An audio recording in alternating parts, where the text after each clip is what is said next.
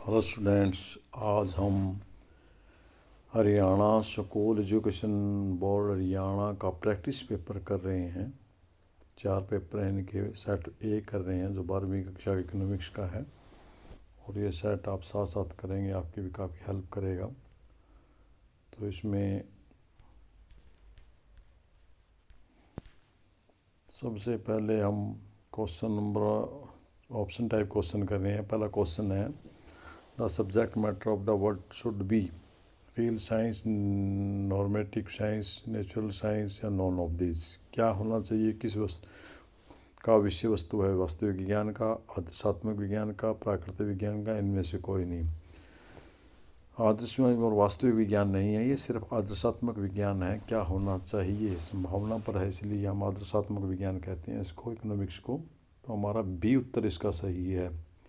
Question number 2, the slope of the production possibility curve is convex to the point of origin, a straight line, a convex to the point of origin, none of these। उत्पादन संभावना वक्र का ढलान क्या होता है? मूल बिंदु की ओर नतोदर होता है इसका, उन्नतोदर नहीं होता, मूल बिंदु उसकी ओर नतोदर होता है आपका। तो इसका हमारा जो आंसर है वो बी ठीक है। इसके बाद आगे आप चलते हैं। अगला प्रश्न आपका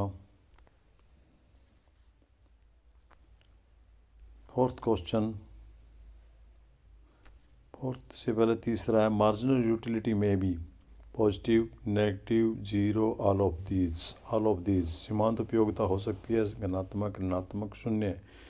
सीमांत उपयोगिता सभी हो सकती है, तीनों हो सकती है, धनात्मक भी हो सकती है, ऋणात्मक भी, और जीरो भी हो सकती है। इसीलिए हम इसका उत्तर देंगे। Fix cost is the electricity bill, expenditure on the raw material, daily labour wages, interest on the fix capital. मंदी लागतें कौन सी हैं? बिजली का बिल, कच्चे माल पर खर्च, दैनिक मजदूरी और स्थायी पूंजी पर ब्याज।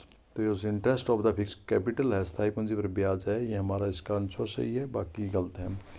बाकी के बिल समय के साथ साथ घटते बढ़ते रहते हैं, और स्थायी पूंजी बिल वो फिक्स है, वो ब्याज आपका लगना उत्पादन हो या ना हो, बाकी उत्पादन के साथ घटते बढ़ते रहेंगे। तो बाकी परिवर्तनशील है, ये हमारा स्थायी है, पूंजी पर ब्याज है वो हमारा फिक्स है, इसलिए हम इसे बंदी लागत कहेंगे।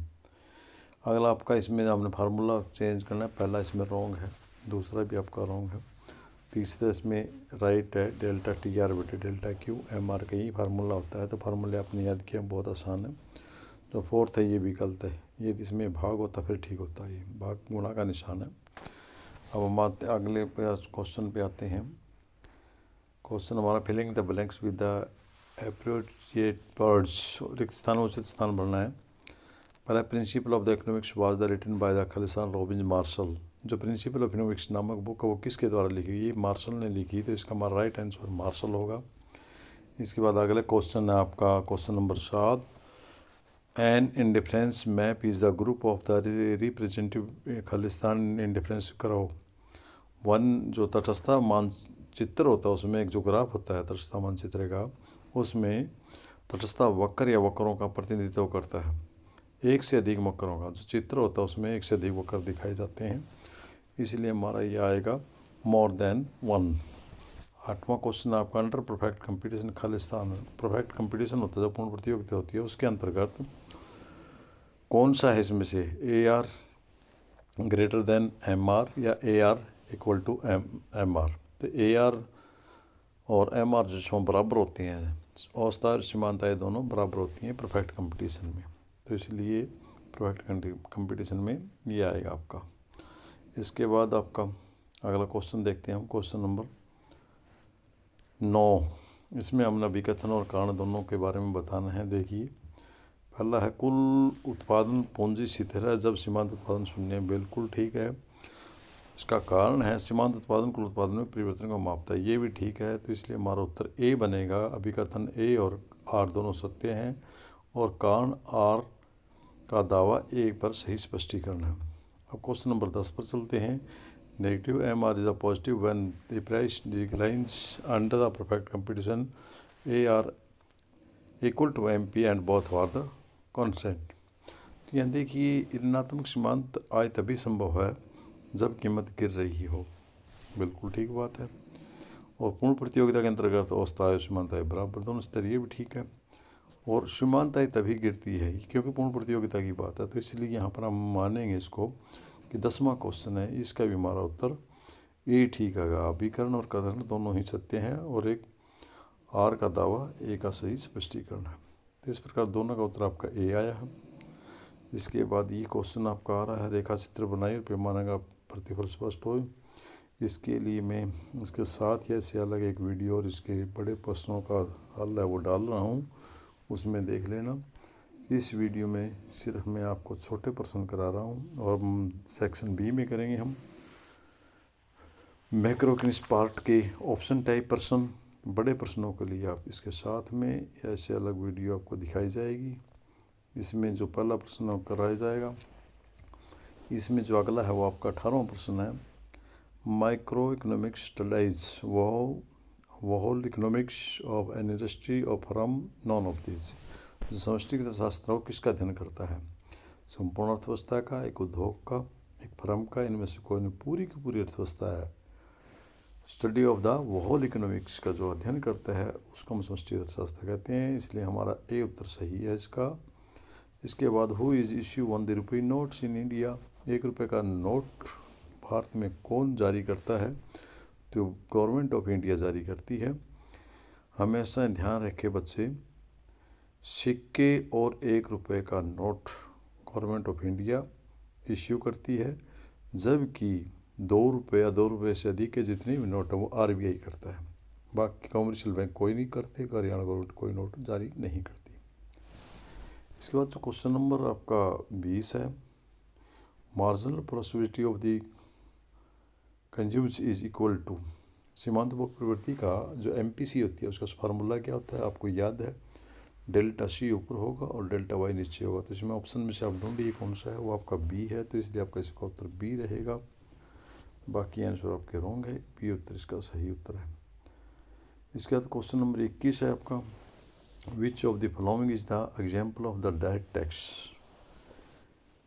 जो नीचे ऑप्शन दिए गए इनमें डायरेक्ट टैक्स कौन सा है? Import export tax, production tax, sale tax, surcharge on the income tax. देखिए आयकर है वो डायरेक्ट टैक्स है और उसके ऊपर लगने वाला सरचार्ज भी डायरेक्ट टैक्स है। तो प्रत्यक्ष उदाहरण आपका डी हुआ, डी ऑप्शन आपका सही है। Charge of the income tax है, ये आपका डायरेक्ट या प्रत्यक्ष कर है। आयत और ये निर्यात कर है, ये भी अप्रत्यक्ष कर है। उत्पादन कर, ये भी अप्रत्यक्ष कर है। बिक्री कर भी अप्रत्यक्ष कर है, इसलिए आपका आंसर सही है, राइट आंसर होगा D. Question number 22, what is the relation between the demand of for foreign currency and the exchange rate? Opposite, direct, no relation, all of. विदेशी मुद्रा की मांग विनिमय की दर में क्या संबंध पाया जाता है? विपरीत, प्रत्यक्ष, कोई संबंध नहीं, उपरोक्त। इसमें विपरीत संबंध पाया जाता है, प्रत्यक्ष संबंध नहीं होता, संबंध होता है। इसलिए इसने सी क्वेश्चन दिया कि कोई संबंध नहीं है, इसलिए तो गलत हो गया। प्रत्यक्ष संबंध होता नहीं, इसलिए गलत है। उपरोक्त सभी भी गलत है, आपका ए आंसर ठीक है। जाओ अपोजिट होता है इसमें एक दूसरे के, क्योंकि जब विदेशी मुद्रा की मांग बढ़ती है तो विनिमय दर घट जाती है, तो इनका एक दूसरा, एक चीज़ बढ़ती है दूसरी घट जाती है। अगला आपका कमर्शियल बैंक के constitute of the supply of the money by the way of the loans in case या loan in the demand deposit. जो वाणिज्य बैंक मुद्रा की आपूर्ति में योगदान किस प्रकार करते हैं? नगद ऋण नहीं, नगद ऋण दे के नहीं कर सकते, बल्कि वो मांग में जमा ऋण दे करके, मांग में है और ऋण जो देते हैं वो उसका उनके खाते में जमा कर देते हैं और उस प्रकार में ऋण की मात्रा को, मुद्रा की मात्रा को बढ़ा देते हैं, आपूर्ति का योगदान करते हैं। Question number 24, domestic income equal to national income. तो इसके नेशनल इनकम और डोमेस्टिक इनकम में किस चीज़ का डिफरेंस होता है? या डोमेस्टिक इनकम और नेशनल इनकम में दोनों के बीच में से किस चीज़ के अंतर को घटाएंगे? तो विदेशी शुद्ध है, जो नफिया बोलते हैं जिसको हम, विदेशियों से शुद्ध साधन आय है, यदि वो हम राष्ट्रीय आय में जोड़ देते हैं, राष्ट्रीय आय में से घटा देते हैं, घरेलू आय हो जाती है, या घरेलू आय में हम विदेश नफिया का जोड़ देते हैं तो हमारी राष्ट्रीय आय बन जाती है। अर्थात जब ये हमारे पास राष्ट्रीय आय है और हमारे पास घरेलू आय और राष्ट्रीय आय निकालनी है तो हमें उसे विदेशों से शुद्ध आसादन आय को जोड़ देते हैं। इसमें शुद्ध निर्यात का कोई काम नहीं है। तो net factor income from about, ये घरेलू आय में जोड़ने पर हमें राष्ट्रीय आय प्राप्त होती है। तो हमारा आंसर क्या आएगा? Net factor income from about. 25वां question, recovery of the loan is the खाली शिफ्ट रेवेन्यू और द कैपिटल। जो ऋण की वसूली है वो कौन सी प्राप्ति है? राजस्व प्राप्ति है, पूंजी प्राप्ति है? ये राजस्व प्राप्ति होती है, सरकार इसको प्राप्त करती है, पूंजी प्राप्ति नहीं है। इसके बाद आपका प्रश्न नंबर 26, transfer income are the not include in the estimate of the national income. जब हमें हस्तांतरण को राष्ट्रीय आय के आंकलन में शामिल नहीं किया जाता। बिल्कुल ठीक बात है, नहीं करते हम इसको। कारण है हस्तांतरण आय का साधन समय प्रदान करने के पुरस्कार के रूप में अर्जित नहीं की जाती। ये भी ठीक है आपका, और इसकी दूसरे की व्याख्या भी करता है, इसलिए हमारा उत्तर ए ही ठीक है। आगे आपका जो 9वें 10वें क्वेश्चन थे उनसे रिलेटेड ही 26वां 27वां क्वेश्चन। तो 27वां क्वेश्चन है, नोट और सिक्के सरकार के अधिकार से समर्पित धन है। बिल्कुल ठीक बात है, हमने पहले ही बताया था कि सारे के सारे नोट हैं वो सरकार से समर्पित है, उनको विशेष अधिकार दिया हुआ है उस पर, तभी उस कागज़ की वैल्यू है, वरना तो नोटों का कागज़ भी तो कागज़ ही है। कारण क्या है कि नोट और सिक्के वैध मुद्रा है। बिल्कुल, इसीलिए तो कहा है नोट और सिक्के वैध मुद्रा, इसलिए हर कोई इस पर विश्वास कर लेता है। तो इस प्रकार हम जानते हैं कि जो कारण है वो एक ही व्याख्या भी करता है, इसलिए हमारा उत्तर ए ही ठीक रहेगा इसका भी। तो 26-27 का उत्तर भी हम 9-10 के साथ ही करेंगे। बाकी इसके साथ आपके प्रश्न हैं, जो दूसरे प्रश्न बड़े प्रश्न हैं, इनका हल देखने के लिए आप अलग से या इसके साथ वीडियो डालने का प्रयास कर रहा हूँ मैं, उसको देखने की कोशिश करेंगे। तो देखिए, ये आपका प्रश्न पत्र था, बहुत आसान था। 1 मिनट के लिए इस प्रश्न का पूरा हल बोर्ड से प्राप्त करके हम वीडियो के अंदर आपको भेज रहे हैं। ये देख सकते हैं आप, आपके सामने इंग्लिश और हिंदी मीडियम दोनों में आपके उत्तर हैं। क्वेश्चन नंबर 1 का आदर्शात्मक विज्ञान, मूल बिंदु को नतोदर उपरोक्त सभी स्थायी पूंजी MR=, ये सूत्र दिया हुआ है। मार्शल 1 से अधिक औसत समानताएं अभिकथन 1 और 2 की बोर्ड के द्वारा जारी की गई है आपकी कितने नंबर की है? एक तरफ का आपका हिंदी मीडियम का है और दूसरी तरफ इंग्लिश मीडियम का। इसको साफ साफ आप देख पा रहे होंगे, शायद आप सभी बच्चे देख लेना, इस तरह से आप देख लें इसको सही से।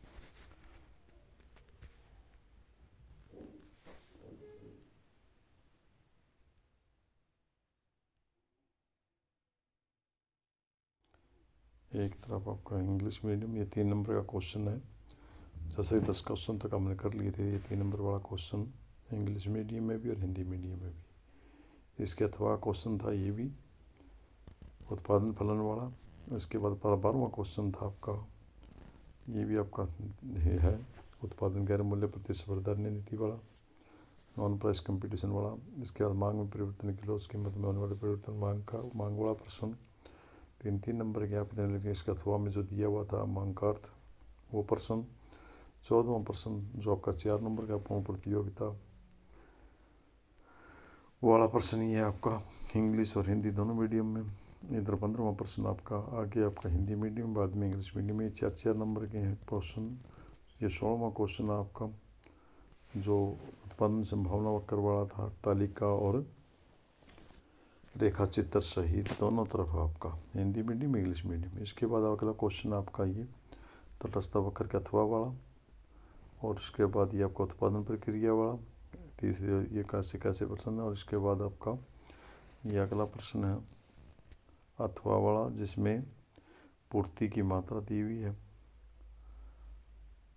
पूर्ति की मात्रा में विस्तार और संकोचन, ये आप देख रहे हैं बिल्कुल। और ये इस क्वेश्चन में पहले पूर्ति में की मात्रा में विस्तार संकोचन दिया है, यहाँ पूर्ति में वृद्धि और पूर्ति में कमी दिखा रखी है। तो आप इन क्वेश्चन को बड़े अच्छे ढंग से कर सकते हैं। ये आपके छोटे प्रश्न, ये 6 नंबर का प्रश्न था आपका बड़ा, इसलिए इसने 4 का दिया है। और ये छोटे प्रश्न आपके संपूर्ण अर्थव्यवस्था, भारत सरकार, डेल्टा C अबो डेल्टा Y, आयकर सरचार्ज, विपरीत मांग में ऋण विदेशियों सुदाई राजस्व अभिकथनाड़ा, ये आपके सामने दिए हुए प्रश्न सही है, उनको यूँ उत्तर दिया हुआ है आपका। और इसके बाद आपके छोटे प्रश्न, खुले बाजार में क्रियाओं के केंद्रीय बैंक कैसे प्रतिभूतियों को करता है उसका प्रश्न दिया हुआ है। 29वां प्रश्न आपका दिया हुआ है समग्र मांग समग्र पूर्ति वाला। इसका शेष भुगतान वाला प्रश्न नंबर 30, English medium balance of payment transfer to recording, ये कब कर लेंगे, इतना ज़्यादा वीडियो पहले मैं एक पढ़ के बताऊँगा तो आपको लंबी वीडियो जाएगी। इसके लिए अधिमांग वाला प्रश्न, वो बैंक केंद्रीय बैंक वाला प्रश्न, ये आपका 4 प्रश्न है।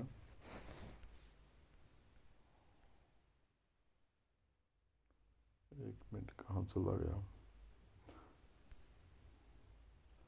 ये आपका। इसके बाद आगे समग्र पूर्ति मांग वाला, शेष भुगतान वाला, रोजगार वाला, बैंक वाला, केंद्रीय बैंक की शाख वाला, और यह आपका 2 नंबर के प्रश्न स्टॉक वाला। ये आय के चक्रीय प्रभाव वाला प्रश्न आपका, ये चक्रीय प्रभाव बना के भी दिखा रखे आपके दोनों तरफ, इंग्लिश में हिंदी में। तो 2 चक्र 2 क्षेत्रों का क्षेत्र का दिया गया है इसमें। ये आपका एक प्रश्न दिया है 6 नंबर का, जो आपका थ्योरिकल है। इसमें हमने राष्ट्रीय आय निकालनी थी, परोज्य आय, निगम कर, वितरित लाभ, व्यक्तिगत प्रत्यक्षकरण और हस्तांतरण भुगतान इसमें से घटाना था।